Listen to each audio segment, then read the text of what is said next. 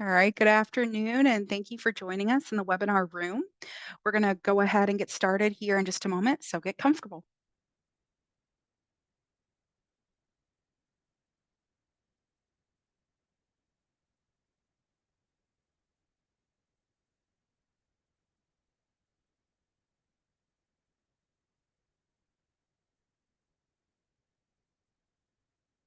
All right, welcome to our MPF webinar, Grassland Grouse, Beauty, Biology, and Conservation with Noppadol Paothong.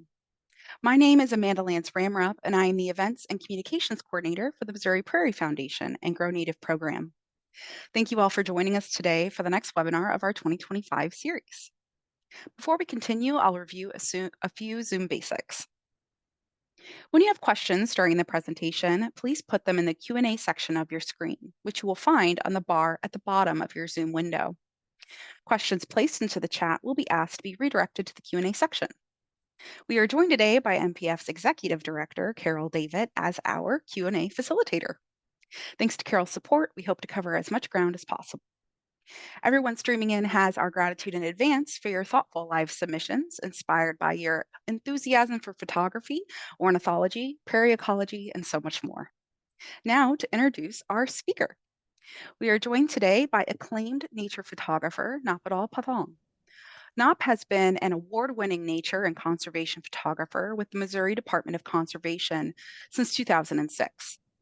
An associate fellow of the International League of Conservation Photographers, his work focuses on rare and endangered species, particularly grassland grouse and their fragile habitats. His photography has appeared on over 200 covers of Missouri Conservationist and in national publications such as Audubon, Smithsonian, National Wildlife Nature Conservancy, Ranger Rick, and Sierra. Knopf's dedication to documenting North American grassland grouse spans nearly 2 decades, culminating in two celebrated books, Save the Last Dance in 2012 and Sage Grouse, Icon of the West in 2017. Both are recognized as definitive works on grouse conservation. He has earned numerous national and international honors, including Picture of the Year International, Missouri Photojournalist of the Year, and awards from the Outdoor Writers Association of America, National Wildlife, Nature's Best, and Audubon Photography Awards. He shares his passion for wildlife and conservation through exhibits, programs, and presentations like this one across the country, aiming to inspire a personal and emotional connection to nature. Since 2015, Knopp has served as a board member of the Sutton Center, renowned for its work with endangered species like the Attwater's Prairie-Chicken and masked Bobwhite Quail, and as a judge for prestigious photo competitions such as the National Audubon Photography Awards and Picture of the Year International. All right, thank you for joining us, Knopp. We are so excited to hear from you. I'll turn things over to you. Thank you for having me, and thank you, and hi everyone. Again, my name is Noppadol Paothong. I go by Nop. It's great to be here, and today I'm going to talking about my project with Grassland Grouse and how it helped me seeing things differently in terms of understanding the natural history and how to use a camera as a tool as communication. And today I'm going to show you some of my work, including my early project and including like my books and some of my philosophy on images. And I have some images I can talk about what make images that speak. I think that's very important because nowadays people can take photo everywhere. Everybody take photo now with cell phone, and you can use a cell phone to take good photo. You don't have to have expensive camera. So I'm going to share with you some of the tips that I do that help my images speak for themselves. So let's start with my program. And again, I can take all the questions and especially on photography. Please feel free to ask me questions at the end of my program. And here I'm going to share my screen. And so anyway, let's see, make sure I share correctly. So Amanda, can my screen pop okay? You can see my screen okay? Not quite yet. Okay, let me make sure I hit share one more time. Share that one. We have technology problem. Here we go. Now you see okay? Looks perfect. Thank you so much. Thank you. Thank you. Again, And I'm working for the Department of Conservation now for 2006, and many of you probably see my images in Missouri Conservationist magazine, and it's great, and I work with a lot of good team, and Department of Conservation being totally supportive of my work and what I do. And again, I hope you subscribe to this magazine, both Missouri Conservationist and Explore magazine, because they're free for residents of Missouri. Your tax dollar pay for it. Why not get it? The great magazine, get a lot of good information. And I love taking photo, especially rare and endangered species. And people ask me what my favorite subject to photograph. And to be quite honest, I'm just like a little kid, I love photograph everything, basic anything that move or doesn't move, like the plant, right? Because I believe photography is a more powerful tool to raise awareness. And it can inspire emotional connection. My goal for my images is to tell a compelling story and serve as a voice for to be a voice for this animal because they can speak, right? I want my photograph to speak for them. And there was me in 1994, a long time ago, when I came to United States in 1993 to study graphic design, and then I switched to journalism. Just like most people in their career in photography, I was just like to focus on what I call them a sexy wildlife, right? This so-called the sexy wildlife, like what the big game, the wolf, the bear, the eagle, those kind of animals get a lot of attention. That was my early career that I like to focus. But later on, I start to focus on something much smaller, like this. And when I show this photograph to people, they don't know what it is. Well, if you show this one, you know what it is. A monarch egg, and this is monarch caterpillar. I start to focus on something more small, something is insignificant that people don't look every day, they see them every day. So I like to focus on that as well as environment to show the habitat where they live. And and some of you know that I work with a lot of prairie-chicken. In fact, the first time I photographed prairie-chicken was in 2001. At the time, I was working for a local newspaper. My editor at the time gave me an assignment to say, well, Nob, I know you love to photograph wildlife. I'm going to give you an assignment to go photograph prairie-chicken. And I kind of like, what? Prairie-chicken? I didn't know what it was. And she's like, well, it's not. I thought it was a chicken that live on the grassland. I said, no, this is a wild bird that live on prairie, and they like to come and doing a mating dance in this tall grass prairie. You have to go talk to this local man, and I met him, and we became good friend. Low Puge, he passed away several years ago, and he explained everything to me about the bird. He was so passionate the way he talked about how much he loved this bird. And I asked him, so tell me about this bird. He told me, well, this bird will come and do a dance on this specific area they call lek, spelled Lek. It's basically a mating stage where they come and doing dance every morning for 2 months. And so the dance is a female can see them, and so I went out and set a photo blind. Said, well, you have to set a photo blind and be in the blind before the birds show up, which is like 5 in the morning. And I still remember to this day the moment I sat in the photo blind. It was dark. I didn't know what to expect, and I heard this sound that I couldn't explain at the time. It's just so hollow, and if one moment could change the course of a person's life, that morning was one of them. Even though I got my photograph, I came and I gave the photo to the newspaper. The next morning, I kept going back, and then I kept going back on my own time, and I kept going, and I went back several times until year two. At that time, my fiance, now my wife, Monica, she told me, say, well, you love this bird so much. Why don't you do a book on the bird? I thought, well, that sounds like a great idea. Well, 11 years later, I had my first book, Save the Last Dance, and this book is a chronicle of all species, not just prairie chicken, but all species of prairie grouse in the U.S. And the dance is just what fascinated me. This bird to do a dance, with prairie chicken, they stamp the little feet, and this is how they dance. And if you look at Native American dance, very similar. In fact, the chicken dance it came from prairie chicken. They still honor the dance to this day, right? So you ask, what's the purpose of the dance? Well, here the purpose then, so the female can see them, and female will pick the best dancer to mate. And you can imagine all the energy that male put into it. The female in the middle of this photograph, you can see the male kind of surrounded her. And so it just fascinates behavior to us. and they only do this like 2 months of the years. And the whole purpose of mating, of course, is to generate a new generation, right? Unfortunately, many of them decline, and especially in Missouri now we don't have much population left, unfortunately. And place you can still see them in like Kansas, Nebraska, you can still see them, and the dance is amazing. I have a little video to share with you here. So my first book focused on all species of grouse. So I have a video to kind of show you different species of prairie grouse and how they dance, and I think you'll love it. Here we go. This is prairie chicken.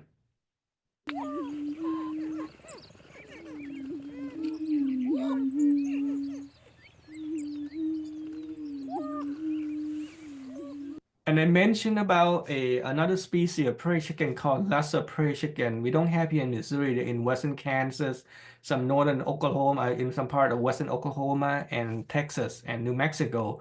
And the dance cup, they look similar, but the sound completely different. Here's a dance of lesser prairie chicken.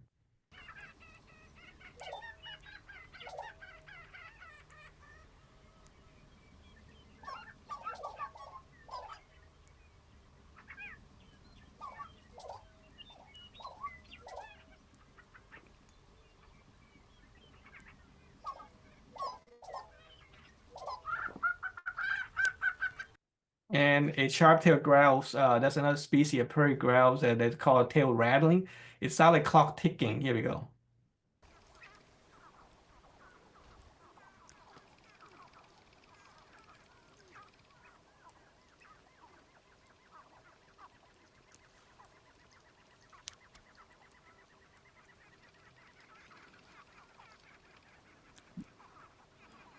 And the sage grouse, the largest grouse in North America. Here we go.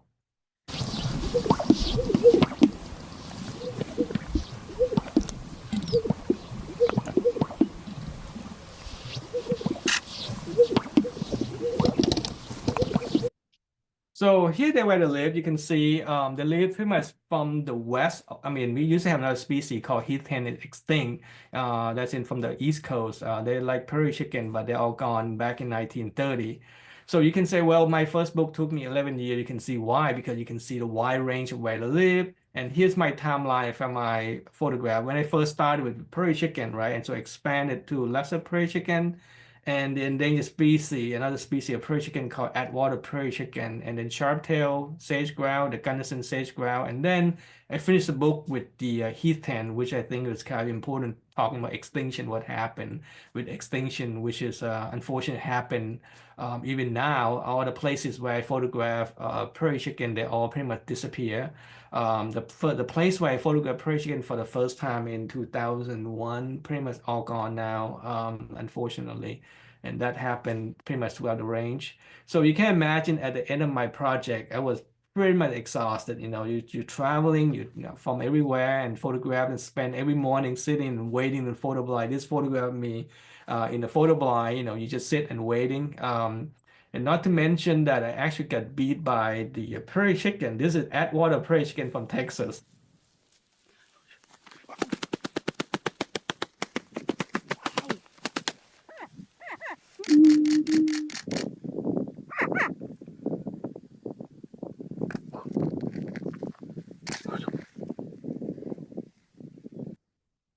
So you wouldn't think I would want to photograph prairie chicken again right after that, right? And here's my camera. And then after I published my first book, I decided to do a second book, but that a little bit different focus. It's called Sage Grouse Icon of the West. This book focused more on the natural history of just one species, which is sage grouse. It took me about 5 years, and the book focused more on the sage grouse and the habitat in the West of what happened. It's a very similar story to prairie chicken, very sad, about habitat loss and what happened with the bird. But because of these two projects, it made me realize that how important the habitat is to this bird and to everything, right? Because especially prairie ecosystem is, to most people, they kind of overlook because they don't think much of the grassland, unfortunately, But because of the project, I start to look at things more carefully. That this place is so much rich in biodiversity. We have so many interesting plants, including this rare and endangered species plant, the prairie fringe orchid. or the regal filary, which is also endangered species here in Missouri, and it disappeared. This is a true prairie species butterfly that live in Missouri.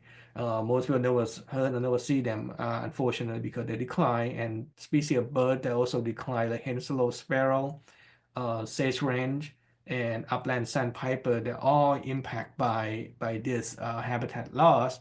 So my focus then became, because of the prairie chicken, that lead me into believe in doing something a little bit better in my images. I mentioned if that moment changed, if the course of change a person's life, that morning was one of them, because it made me realize that I need to use my photograph to do something about it, to help with the conservation cause. Right. So that became my start in career in conservation. Instead of taking one pretty photograph, I just want my photograph to speak for itself. So the thing that I heard a lot. So this section I'm going to talking about good photograph with communication. What make good photograph, right? You can argue, well, what make good photograph? A good photograph pretty much have what sharp in focus, good composition, good light, and that's great. But a lot of time, what you need to think about is what make great photo. Great photograph pretty much have everything that good photograph have, flawless technique, decisive moment and compelling story that tell a little bit more than just good photograph. It have the decisive moment, and also it speak for people, and you want the images to speak for people. My goal is to push beyond just taking good photograph. With modern camera nowadays, anybody can take good photograph, unfortunately. But to take great photograph, take a little bit more effort and take a little bit more extra mile. And in my career at wildlife conservationist, I took millions of photographs every day, and people ask me, said, well, what make good photo? What make great photo? It made me think a little bit, To me, um, good photograph, before I take photo at all, a couple of things I will consider before I start approach my subject. The subject itself had to be interesting, right? It have to have a compelling and well defined in terms of position themselves or what it is. And then the quality of light had to be interesting, and we're going to talk about in my presentation too what it means. And also background, background is a very, very important part of the story too. People don't think much about background because I think background is just background. To me, background can be habitat, could be a story, could be a thing that can make people see just beyond just a subject. Here we're going to talk about, what happened. Here's one of my early photograph prairie, actually shot in 2001. That was my first time that actually exposed to the prairie in Southwest Missouri in Diamond Grove Prairie. I was on assignment, and I can talk a little bit about this photograph. You can see this photograph capture background a little bit. I use a strobe light. I was shot many, many years ago. I still remember to this day about this photograph because when I was out there, I didn't have the right equipment to be on assignment. I didn't bring my macro lens, so I was out there to photograph a graduate student who studied a prairie soil. So when I got there, I immediately realized that, oh, I should have brought my macro lens. I didn't have it. So I only had wide angle lens and a medium telephoto. So I decided to focus on the vast open prairie and then focus. And I found this skip moth that land on the flower. I was like, oh, that's interesting. So I started to focus on the moth, and I have my one hand on the camera, another hand on the flash. You can imagine I moved my camera back and forth because the flower didn't stand still. It's like still. It moved left and right, left and right. And I shot maybe about 60 photo, and this was the last shot. So when I came to my office, I knew immediately that was a photograph that I really, really like that tells story. And what it really helped telling story is the habit, that the background and the habitat. They kind of show kind of a little bit of what it is in the back, in the vast open of the prairie. And the cloud in the back, actually, interesting, I found out later, after I came back to my office, my editor told me, hey, can you go back for another assignment as tornado damage the south part of town? So that was tornado that I didn't realize it was a tornado at the time. So another photograph that I really like, this one again to capture habitat. If you see a lot of my images in Missouri Conservation, one thing you probably start to notice that I like to package together between subject and the background, especially habitat. Again, this is one of my favorite photograph of the piebald swallowtail. I was on another assignment on the fish survey. Actually, it wasn't anything to photograph butterfly, and we were out on the river half the morning, and we took a break, and we pulled over this little sandbar, and I saw this butterflies everywhere, and they were puddling on the beach. And I saw that one, said, oh, this is great, see how close it could get. So I got very, very close to the butterfly and used my strobe light a little bit. I like to use mix between strobe light, and we'll talk a little bit about how important it is to have that kind of light with photograph. Um, and so I got very, very close to the butterfly with my wide angle lens, and I took several shots, and the butterfly didn't seem to care at all because they were focused on feeding.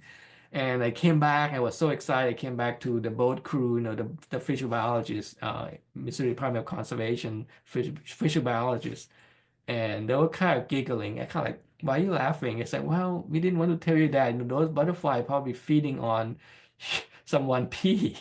So, but totally worth it, right?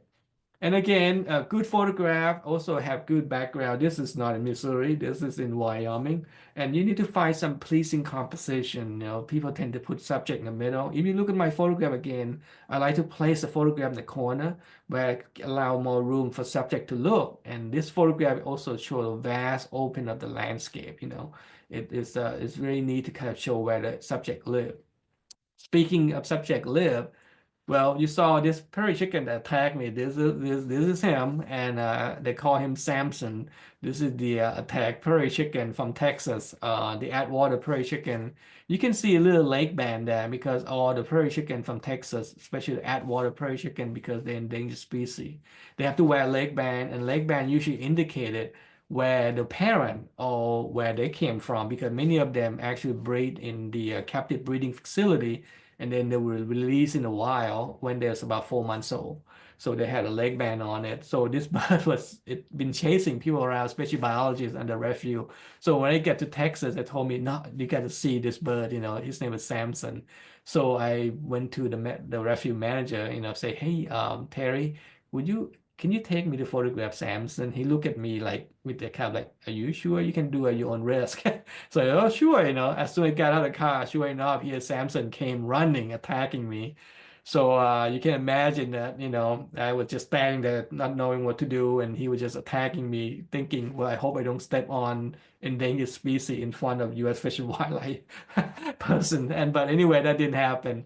So I decided to like, okay, this is give me a good opportunity to really get close up to him. So you saw him in a video where I get very close and taking good photograph of animals, especially, because they're small, you want to see them at the eye level. When you shoot photograph at the eye level with the subject, it becomes personal, right? When you shoot from above, it looks like you dominate the subject, but when you shoot right at eye level, it becomes personal. This one slightly below him, so it make look like he dominate me.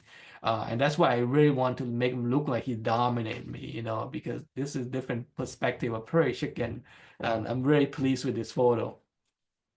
And another photograph that I want to share is this one. You want to put a great background into a photograph, right? Package them together, put great background. This was one of the last shot from my book, Sage Grouse Icon of the West.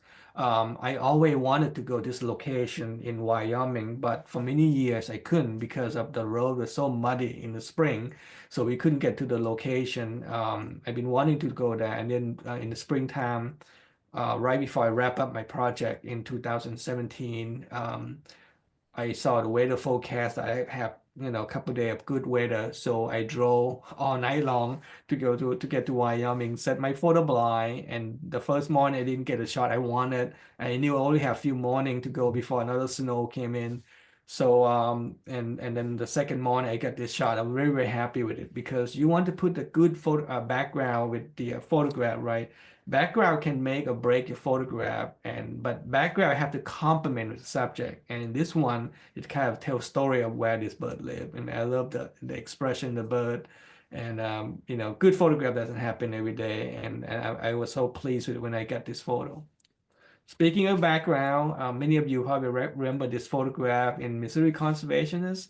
This one was shot in much, much early in my career, actually in 2006, 2006 in December when we have ice storm. And what happened, you see the background, it's kind of matching with the chest, the color of the bird. It's kind of complement each other. You want the background to complement the subject. You don't want them to kind of go against each other. And learning to recognize background is really, very important because it makes your photograph look so much better. The background actually is the old leaf from the fall that haven't fall from the tree yet. So you can see that I was positioned myself. So when I photograph, I would pay attention to the background, not just the subject, but background. And another photograph, this one, also my favorite, talk about the depth of field. The longer the lens you use, the less depth of field you have. And that become problematic with a lot of photographers who just started. They don't understand how to use that depth of field to control your camera. Your camera can do so much. I have some example to show you later.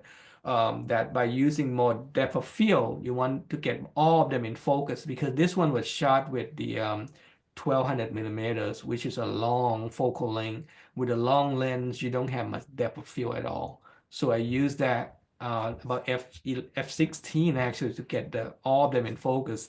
I was waiting for this fox for about 5 days.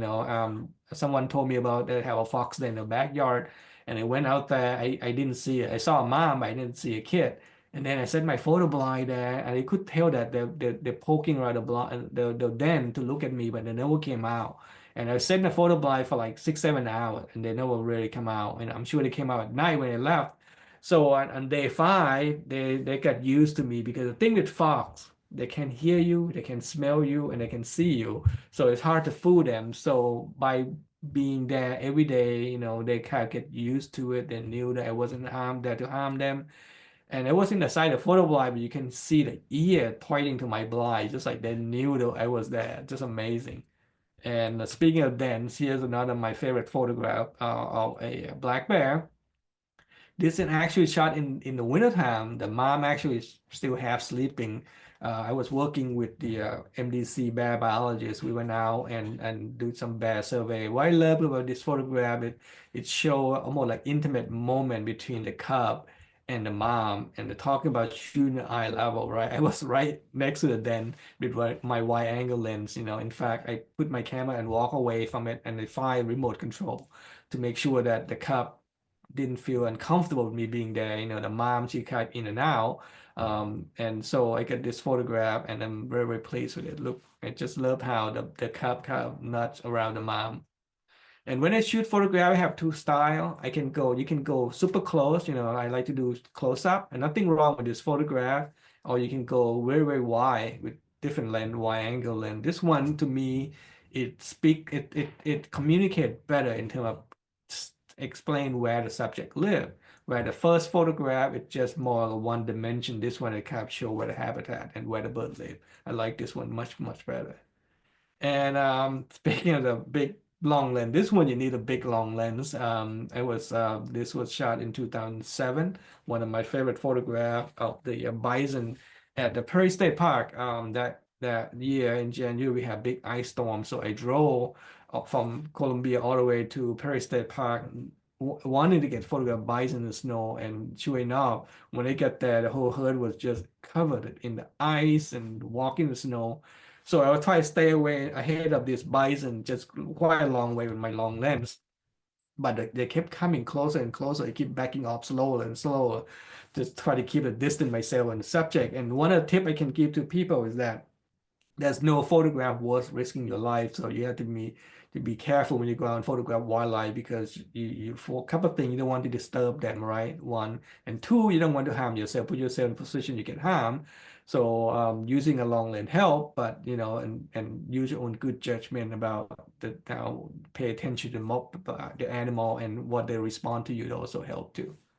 And you want to pay attention to the moment they call peak moment. You want to keep your eye on the subject because things like it happen so fast you might miss it. And that's the thing when you look at photographs, sometimes look so boring versus the one look better. The one a lot look better have all the element, good light, good composition, sharp in focus, and get a little element of kind of like a moment, like a peak moment. This is a little turtle kind of open the mouth and yawning and see another turtle look in his mouth. Almost kind of really interesting expression in both of them.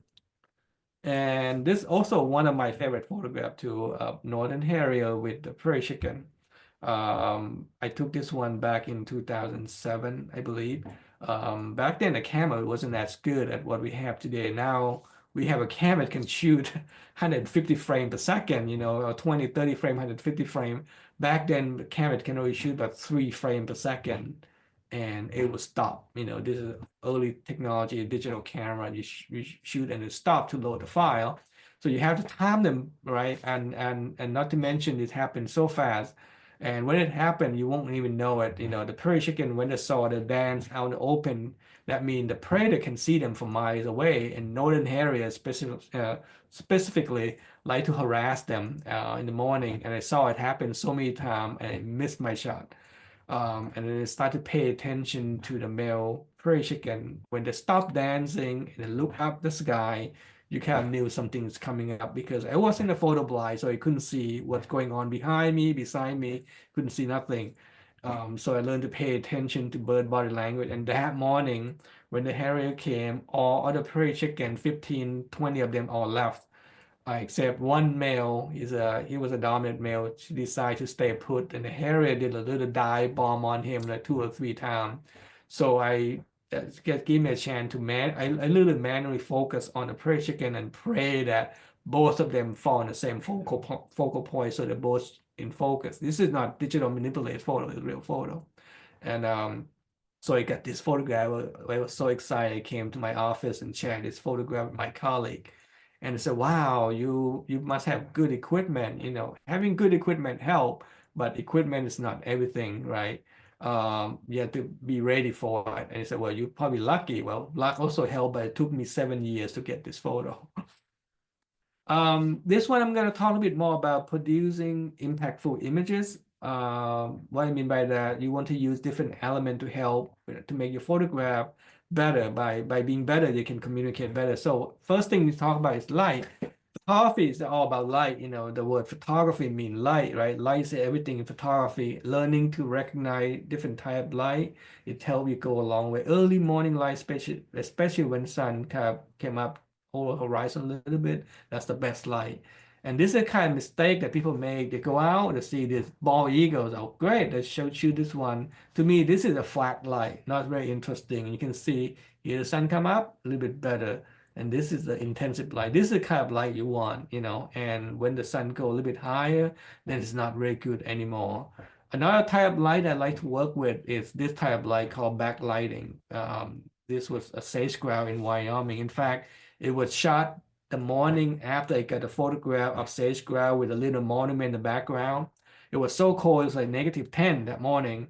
So I was in my photo blind photographing, and then I noticed one bird was right behind my blind.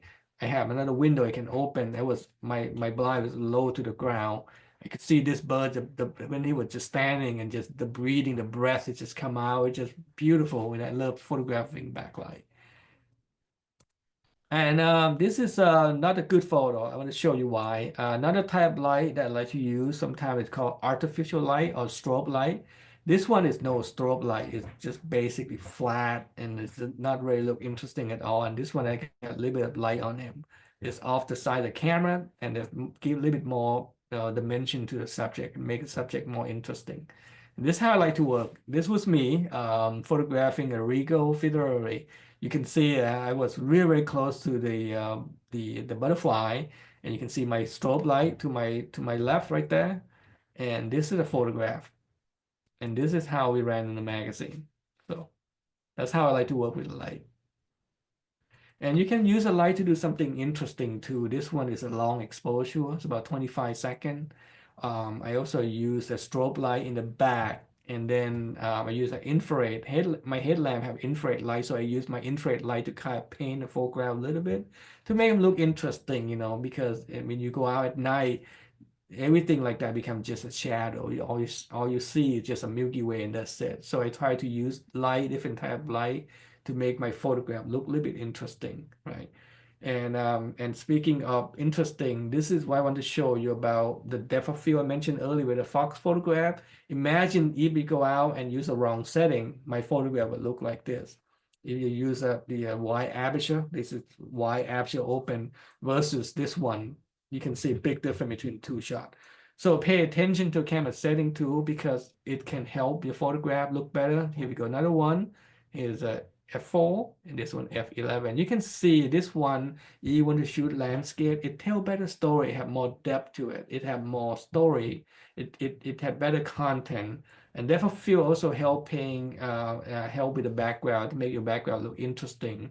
Like this one f4, f5.6, f11. And you ask me, so when I'm gonna do this with my photograph? So you never know, because sometimes you go photograph bird and you get some interesting background like this just by paying attention to your setting or this one here. But this one actually interesting. This painted bunting actually photographed many years ago right behind Steak and Shake in Jefferson City. So um, and also a depth of field also important when you shoot something like landscape with animal with landscape. Use a lot of depth of field that kind of help telling story of the background, the habitat, which is very important part of the story, right? You want to make sure you have the right setting, because this photograph to me tell a better story. Same thing with this, tell a better story. And another point I can give to you is when you go out and photograph, try to avoid this type of situation where you see subject. They say, "Oh, wow, this is great." The butterfly, the dragonfly just sit there, and so you can ask me, "Well, what's wrong with this photograph?" Well, this is what's wrong with the photograph. It's called dead center, right? The subject literally smack in the middle of a photograph, not interesting at all. And you can say, well, you can crop your photograph to make it look interesting. You can. But when you crop your photograph, you lose a lot of that resolution that on your camera, right? You crop them, they look like this. They kind of blur, they're not very interesting. And so what can you do in this kind of situation? The best lens you can have is actually your own legs. I move in a little closer by like literally 2 step, a little bit closer by 2 step. The same lens, same setting, and you can see the big difference in background too. By moving a little bit closer, my lens got a little bit closer to the subject. The background actually become less distract. Here we go. Just by moving a little bit closer. And when you have subject that allow you to be that close and let you photograph, should you walk away from it? No. You want to work on it. This was shot at eye level, and then the next one, I was right below the subject a little bit. Yeah, I got the sky, and then I went a little bit above the subject. Now you get the top, and then I move in a little bit closer. Now you get a little bit closer, right? So now I have 4 usable images to show to my editor instead of one that's very bad, the first one. And this is another tip I can give you. When you find a subject you're allowed to work on the same thing, try to change, work on your composition a little bit. This one is the red-headed woodpecker I found and I photographed, and it's like, okay, interesting. And I shot this one horizontal. People tend to forget that you can rotate your camera vertical, horizontal sometimes, especially now with cell phone. We see everybody take photograph vertical or shoot video now vertical. You can do horizontal too with the camera, a vertical, and then they decide, well, you know what, maybe vertical better, but maybe including the cavity right below the bird to tell the story. This one, the one that get ran in Missouri Conservationist a couple months ago. And here's another tip, not what not to do. That's me taking a photograph of butterfly puddling, this time on the rock, right? So this is what Marco do, that photograph things stand from the standpoint to make interesting. Again, the water, that's butterfly again, the tiger swallowtail. And I get very close. I like to get very close to the subject when I can with my wide angle lens, right? And this was shot with 14 mm lens. So I got my first shot and he was good. And then I turn around and then he opened the wing, and this is the final shot. Right. Another one here. I saw it a lot. This kind of photograph, like called snapshot. You walk around, beautiful snow scene. You just took your cell phone out, took a snapshot. It looked like a snapshot, exactly what it is. But when you pay attention a little bit to the scene and look a little bit wide, farther, and see what happened. So I step back and I kind of like, okay, I need to focus on something, find some interesting foreground, and use interesting foreground to tell a story. And I found one little bigger rock right there in the right corner, right there, and I got a little bit closer, lower, and this is my final shot. A lot more interesting than the first one. And same thing with the eagle. Many years ago, this was eagle flying over Mississippi River. It was like negative 30 degree. And I thought it was interesting, but this photograph, instead of shooting close up, I decided to do a little bit more wider shot, use a wider lens, like, 70 to 200. This one was shot at 300 millimeter. So you can see the eagle flying in with the sun and the steam just coming out from the river. I thought it's I really like this photo. Speaking of wide angle lens, I last year in the spring, I saw the most bizarrest thing ever. Yeah, sorry, go back. Here we go back one more time. Sorry. Here we go. I went out to photograph lesser prairie-chicken in western Kansas. I went to this Monument Rock, and my eye caught the corner. I was like, that couldn't be. As I saw a turtle rolling around because it was so windy that day. So I saw something just like rolling around, and I saw that was turtle. It's a painted turtle. Where did it come from? I thought it was like, wow, that's interesting. So I got out and it's just laying very, very flat next to a turtle for a long time. Not to mention the wind was just incredible, sand and wind. Before the turtle actually came out from the shell and started walking again, and I put the turtle. I didn't move the turtle where he was. I got the photograph, but that was before this happened. I got smacked by this tumbleweed several times. They actually smacked me right in the face. I mentioned about you can go very close, you can go very wide, right? When you shoot photograph. Something for you to think about. This is nothing wrong with this photograph. This was shot monarch caterpillar with a macro lens. A macro lens tend to give you like a one-dimension look and feel. So I decided, well, maybe switch to a 15 millimeter, see what happened. This is a shot. This is my lens. You can see how close I was. The milkweed actually touched my lens. You can see it. The little touched my lens. That's how close I was. And this is a photograph that I got from that. And what I like about it, it really tells the story of the habitat, something you don't see, you want photograph to communicate, to show about where the subject lived. This one you can definitely tell where it lived. And this is how it got ran in National Wildlife Magazine, 2 pages. Pretty cool. And last fall, I mean, I saw the Sequoia, right? I thought, man, the light wasn't very great yet. And so I shot this one very, very quick because I got so excited. And the light wasn't great. You can see close up here. Not to mention, you can see my camera setting. It was shot with a 10 millimeter lens, so pretty wide angle. But the light wasn't great, so the ISO is about 5,000. You can see a lot of grain called noise. And now in the digital term called noise, it's pretty noisy. So what happened? So I wait a little bit for the light to get better. The light get a little bit better, and then I use a macro lens. This was nice, macro lens. But what happened when you shoot a wide angle lens is really, really interesting. Here, the shot that I really like. So this is the one I think has worked out pretty well. Speaking of my favorite subject here, Hellbender. That's another project I'm working on with the Missouri Department of Conservation article. I like this photograph, but this one looked to me like aquarium shot. When I first got this one, I knew that I need to get a little bit better. I had a lens that can go underwater. It's like a probe lens. I don't have underwater camera. The lens actually can stick in the water. It's a 24 millimeter.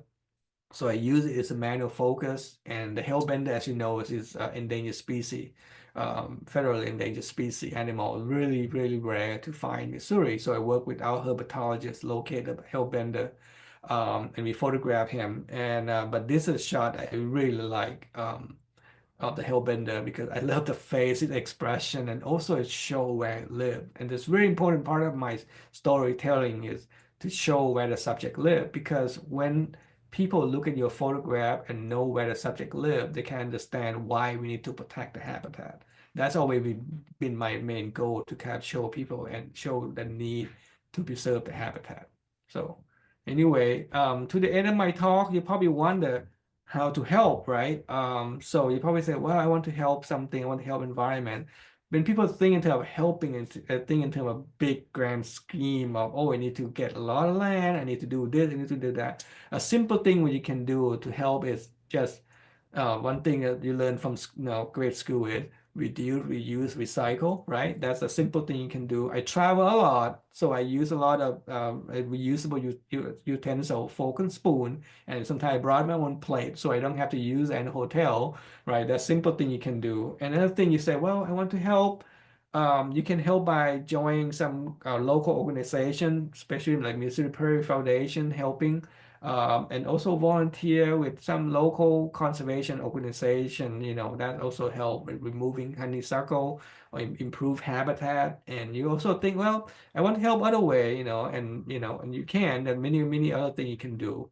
So talking about help and think, well, I love bird, I want to help, I want to feed birds. So you feed bird, and that's fine, and I do that too, feeding a lot of bird in my backyard.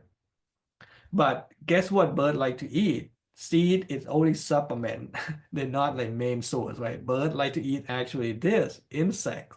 They love to eat insects, especially for the chick, because chick, the baby, they don't eat seed, they eat insects. So the parent has to go out looking for insect to feed them. And last year in Colombia, we had big, massive emerge of cicada. And it's interesting to watch because you can see when the cicada come out, the bird would just go crazy, you can see how to bring the kid and feed the chick. And last summer, I think we have very good number of insect, and I think last summer we have pretty good number of bird too because of insect help with the bird recovery. And you think, well, you can recover, help them by planning a plan to attract pollinator, right? Well, you think I'm going to go out and buy some plant, and the first thing you go out to look for plant. So what's wrong with this photograph, right? Beside the price in 1999, that's pretty expensive. Well, what's wrong with this photograph is that nothing using this thing at all. They look pretty, but they completely does nothing for landscape, especially for wildlife. What you want to do is you want to increase the native plant in your habitat.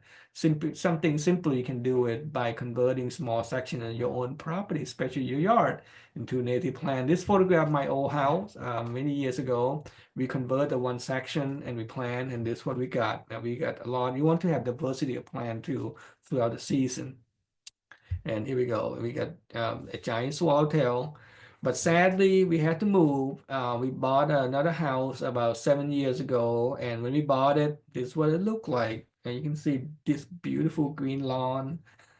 I call them green desert. When we saw this one, my wife looked at me and said, we gotta do something about this. So anyway, so first we did, well, what we did, we removed all those non-native plant along the house, replace it with a native plant, and that was several years ago, and this was a couple of years ago. It got a lot bigger, and every year, my wife she will move the rock by about 3 feet.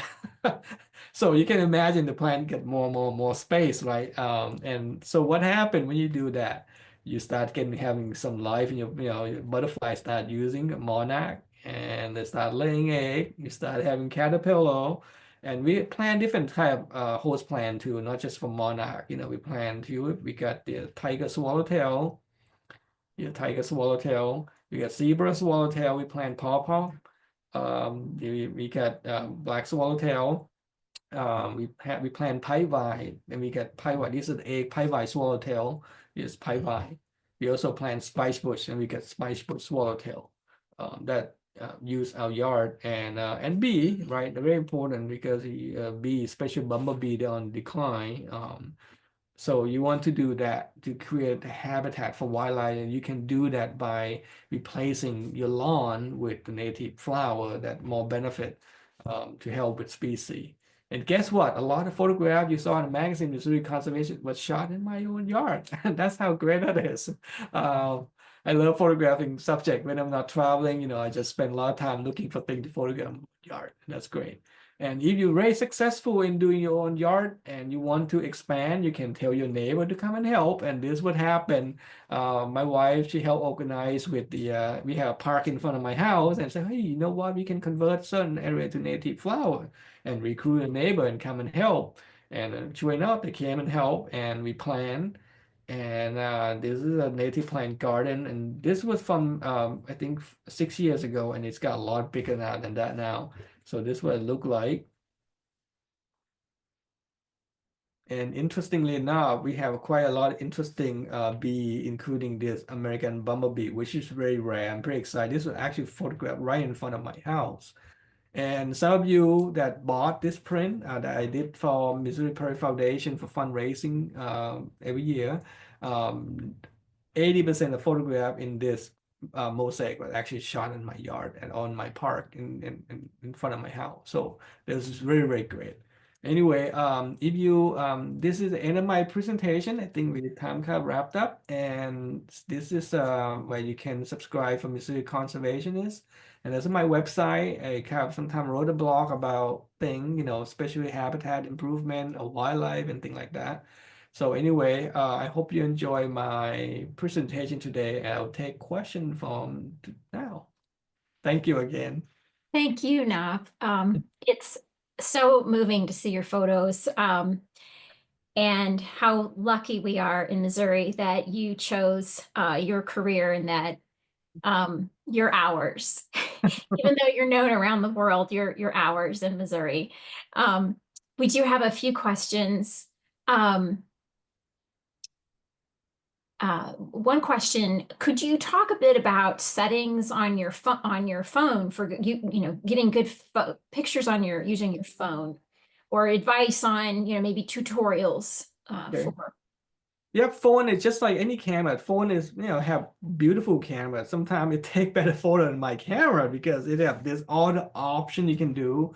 You want to make sure you frame your subject carefully. You want to make sure you tell a story and watch your background. No different than taking with any camera. My phone, I got an iPhone. It takes wonderful photo. Just pay attention to the light.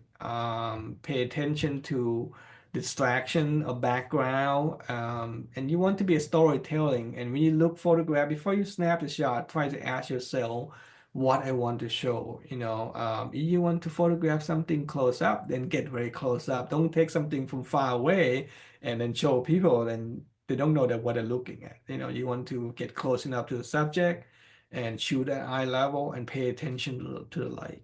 Luckily, most phone it just do a thing automatically for you. You don't have to do much with adjustment and thing like that. Some phone can. You can change setting, which is great. Thank you. Do you have problems with your camera in the cold? Do I have problem with camera in the cold? Yes, all the time. Especially, I found out especially in the West when they go photograph sage grouse in the early morning when it's cold, um, my lens will get kind of fog up, and it happened many times. And I found one thing I found it helped. The lens had to be kind of the same temperature, almost same temperature as outside. So I'll make sure I have the lens in my case sometime. I don't leave my gear in my car, but I like to have my equipment away from heating source, so my lens doesn't get way too warm. When they go out in the cold, and they don't get all that thing, my glass all fog up. Another issue is the battery. Fortunately, nowadays we don't use double A battery anymore. Back then, when they first started, we all used double A batteries, always dead very quickly. And now it's just a big battery. My camera never had problem in the cold. It works very, very well. But you want to have backup battery with you and keep in your pocket close to your body so it stay warm. Thank you. How much editing do you do when you get home? Do you edit Um, pixel by editing. pixel, adjusting exposure? I don't do much. This might surprise a lot of people, actually. I don't even like to crop my photograph because I think that defeat the purpose of me try to show what it is what I'm seeing. So I try to be as I call there's a movement called purist, because my background is in photojournalism. I like to present myself as documentary instead of manipulating. I don't do all that stuff. I know it's kind of scary now with a lot of tools now have AI that you can remove stuff and you can add this, you can do this. It take the fun away from me, like especially when I go out, I want to show people how I see it. I don't like to crop my photograph, but then I don't have problem people doing that. Sometimes people, may have to do a certain thing to photograph. Again, I don't have problem people doing Photoshop the photo, but it's just my preference. I remember you telling the story once, but I forget the number for your Say the Last Dance book. How many images did you review? Call down to the ones that you chose for your book. Good question. That depends on how excited I am, or how rare that subject I photograph. If you remember the Cecropia moth that I showed earlier, um, I just look at it actually before I start calling it. I don't keep everything. I may only kept maybe 5% of what I shot. The Cecropia photo that morning because it's so cool, the situation, the light was so gorgeous. I probably shot about 2,400 images that morning. And that in the span of 3 hours. I was just really sitting with the moth for 3 hours. So I shot a lot. I did that a lot because there's a lot of movement, there's a lot of light changing, and I change different setting. I don't just shoot the same setting over and over. But I don't keep a lot, maybe only 5% of what I shot. Thank you. Do you have any suggestions for low light photography, for instance, for trying to photograph owls or wildlife at dusk? Luckily, nowadays most camera can shoot very, very low light compared to when I started. Back then I started with film. As you know, film is really slow ISO, so you couldn't get enough shutter speed to stop the movement. Suggestion I made it for a lot of low light photography is that shoot a lot. Make sure you use tripod, especially because when you shoot low light, guess what happens? Your shutter speed is very low. I won't get into technical stuff too much, but when your shutter speed get very low, then the chance of you getting sharp photograph are very slim because even slight movement, even your own body, your hand movement, or the subject movement, it will cause your photograph to blur. So shoot a lot. That's why the moth photograph, I shot 2,400 images because the moth was moving. It didn't just open a wing, it keep moving, open and close, open and close. So shooting a lot, the more you shoot, the better chance you have. And you don't have to keep everything. That's the thing I keep telling people. But it would take a lot more time to go editing to look all of them. That also take a lot of time. But I don't do that often. But again, new camera, nowadays can shoot very low light. It's amazing what it can do now with a low light photography with a new camera. Question from someone who's an artist. She asks, is it okay if I paint the photos from the Conservationist magazine? Absolutely. Absolutely. You can. We don't have problem with that. In fact, that's something that my supervisor, Cliff, my former supervisor, and we talk about that. I told him I don't have problem with it. And people can use my photograph for reference, thing like that. But I don't make those kind of policy, but we don't have problem with that at all. Okay, thank you. Another person says, I'm a community scientist for the Missouri Bumblebee Atlas. I'm having trouble photographing the bees. Any advice? An outstanding webinar. Any advice for bee?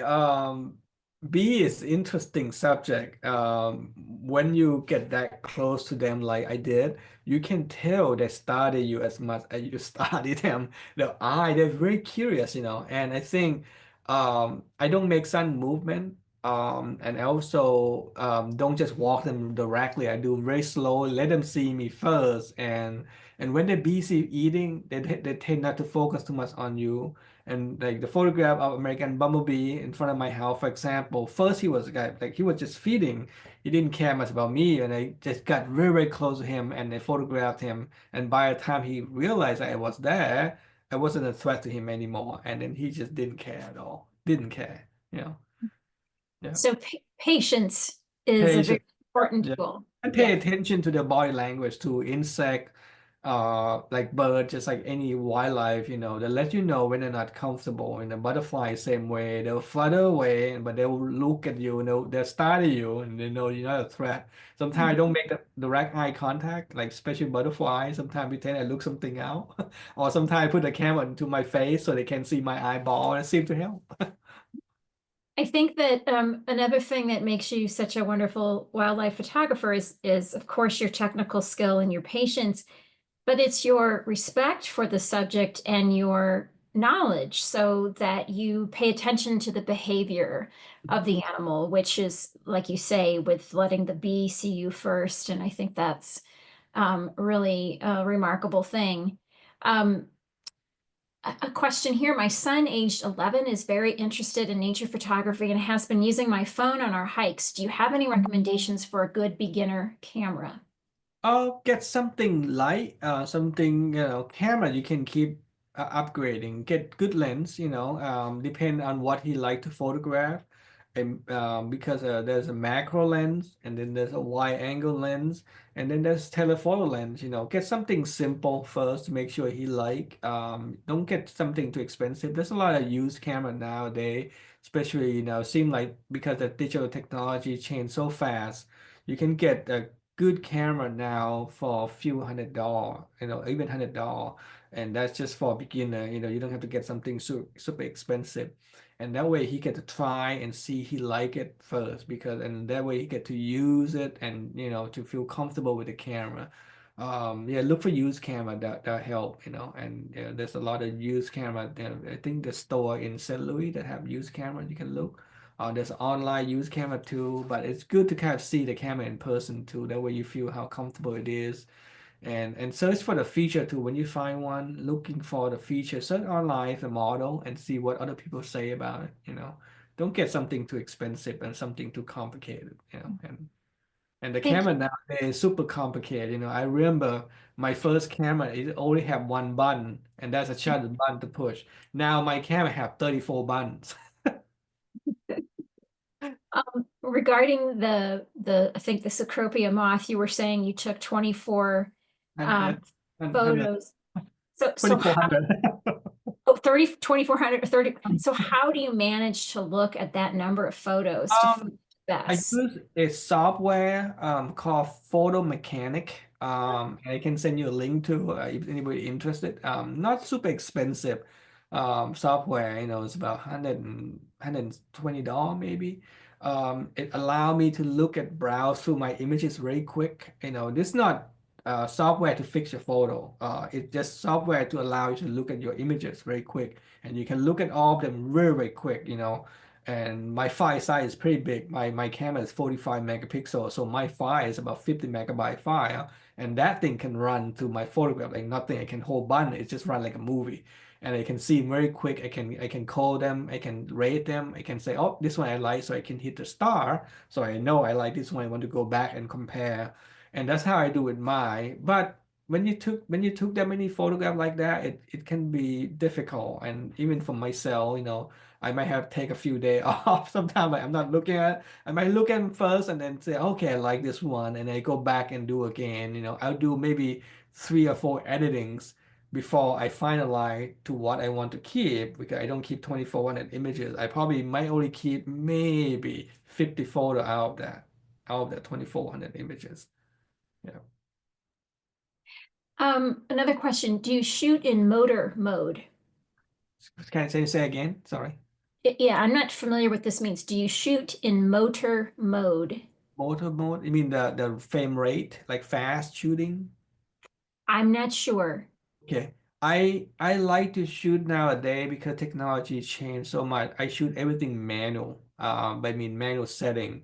I set my aperture, I set my shutter speed, but I use an auto ISO. So my ISO can fluctuate it where I maintain my shutter speed and my aperture. I don't shoot, my camera can shoot 20 frame or 30 frame per second now. I shoot both system. I shoot both Nikon and Canon. I know it's kind of weird, I shoot both system, but they're both are wonderful. Sony also a great camera. And I don't tend to shoot super fast as far as frame rates go. I'm pretty consistent, shoot anywhere between 5 to 10 frames per second for action, but if I shoot super high action like bird flying or eagle fishing, then I might shoot 20 or 30 frames just to make sure I get the one shot that I want. But you don't need to get a lot of frame to get the right shot. You saw my Northern Harrier Prairie-Chicken. I was shooting at 3 frames per second and I got it. It's about execution time. It's about pay attention to your subject and know your subject behavior too. That help go a long way. There's a mistake a lot of beginner photographer made is that they took too many photographs. They think by having this 20 or 30 frame per second will help them get the photo. It probably might. It made the job easier, but the way I was training back then, where I learned to pay attention to they call peak action. You just shoot at that peak of action. So it make you better photographer by pay attention to that, rather than just hold your button and just they call pray and spray back then. Thank you. Here's another question. You mentioned about AI. Do you ever use AI with your photos? No, I don't. I for a couple of reasons. And again, I'm not trying to be judgmental on people. I think it's deceiving people, especially what I do on documentary. And I don't have problem adjusting light, adjusting this and that, that's okay as long as I don't change the content. The key important thing is AI change the content. In fact, I teach photography workshop too. There's something that I discuss with my student, and I know how to use it. I know what it is, but will I use my photograph? No, I probably won't because I think that is it take the content and what present what there away from photograph because of my background is in photojournalism, and I think by telling story by document what's there more important to me than picture perfect. I know a lot of people like to remove stuff off the photograph, especially branches and things like that.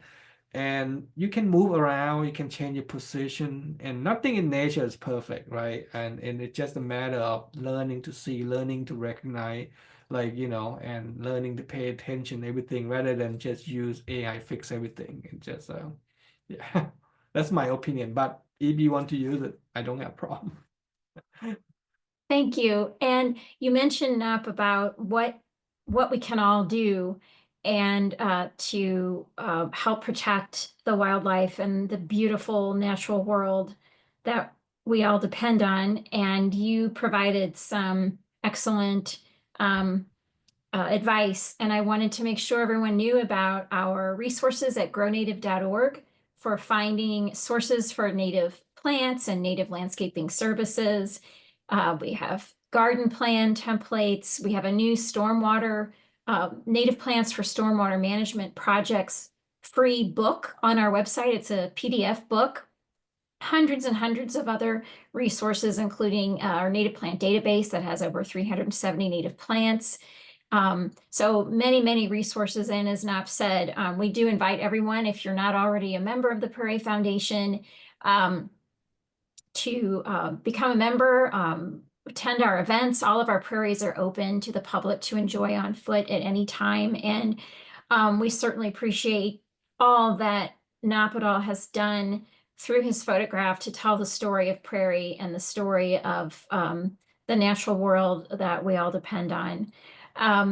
So I don't think we have any other questions, and Amanda's going to close us out with some other announcements. And now, thank you so much for your photos. Always make me really emotional. They bring tears to my eyes. And I'm sure everybody, we have so many comments of people who just loved seeing your beautiful photos and how we never tire of them. So thank you for your incredible gifts. And I'll let Amanda close us out. Thank you, everyone, for joining us. Thank you. All right. Thank you, Nop, Carol, and all of you for tuning in and for the great Q&A. Access to this recording and other related information will be sent to all who registered in a follow-up email tomorrow. Before we close things out for today, please stay tuned for a review of some upcoming webinars and events. You can register now to join us on Wednesday, March 26th at 4 p.m. for Grow Native webinar, Native Cool Season Grasses and Sedges for Landscaping, Forage, and Wildlife Benefits with Elizabeth Hamilton Steele of Hamilton Native Outpost in Elk Creek, Missouri. You can also save the date and plan to register for some of our April webinars, including Fabulous Fish of Missouri's Prairies and Streams with MDC's Darren Thornhill on April 9th, and Wetlands for Native Bees with Molly Jacobson on April 23rd. Both are at 4 p.m. And registration should be open for those soon. If you haven't already, mark your calendars for our Missouri Prairie Foundation Spring Plant Sales happening in cities across Missouri, March through May. Our first plant sale is quickly approaching on March 29th at the Binder Park Sports Complex in Jefferson City. More information on each sale, including participating vendors and pre-order details, can be found across all of our channels and in the follow-up email reaching your inbox tomorrow. Finally, mark your calendars to attend our second Brews and Blooms at Civil Life Brewing Co. in St. Louis on Saturday, April 19th from 3 p.m. to 6 p.m. You can grab a pint of local beer and join us for a free native plant giveaway, one per household while supplies last, and inspirational container gardening display of popular plant combinations. Get your questions answered just in time for spring gardening by native plant, songbird, and pollinator experts. We'll also have Grow Native merchandise, including our native garden signs for sale. So perfect timing. No registration is required for this free event. You can visit our website under the events tab for the latest event updates. Thank you for joining us, and everyone have a great night.